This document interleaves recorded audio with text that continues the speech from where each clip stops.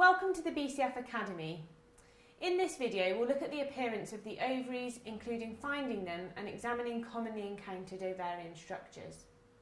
Please note that the videos in this series are intended as how-to guides and we won't be discussing image interpretation or management of the mare. Today we're scanning with a GE Logic R7 and a linear rectal probe. We've set the frequency to 7 MHz and we're scanning at a depth of around 6 centimetres with ideally a single focus point to maximise image quality. The mare is quietly restrained in stocks and we're ready to scan. Using the horns of the uterus to locate the ovaries can be useful. Remember, the ovaries will be slightly mobile, so are not always found in exactly the same location. We can see on the cadaver specimen as the termination of the horn, left or right, is approached with the probe in a transverse section. The ovary should be easy to find.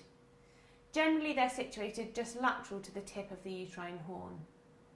Once the ovary has been located, gently manoeuvre the probe around as much of it as possible from lateral to medial to ensure visualisation of the entire structure.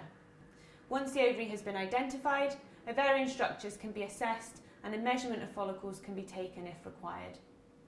It is always important when assessing ovarian structures to do so in the context of any information that is obtained after examination of the uterus.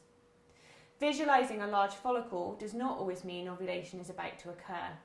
When performing reproductive ultrasound, information gathered both about the uterus and the ovaries should be considered when determining the stage of a mare's reproductive cycle. In this image, the uterine body is in the near field, we have the colon in the far field, and the probe is following the uterine horn in a transverse plane until the ovary is visualised. The uterine horn gradually decreases in diameter as the probe is moved towards the tip of the uterine horn.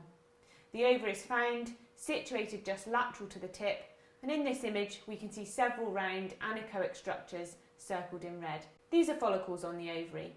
When a follicle measurement is taken, it is important the measurement is taken at the widest point. In this image, the probe is manipulated, examining the ovary and follicles completely before freezing the image in order to obtain a measurement.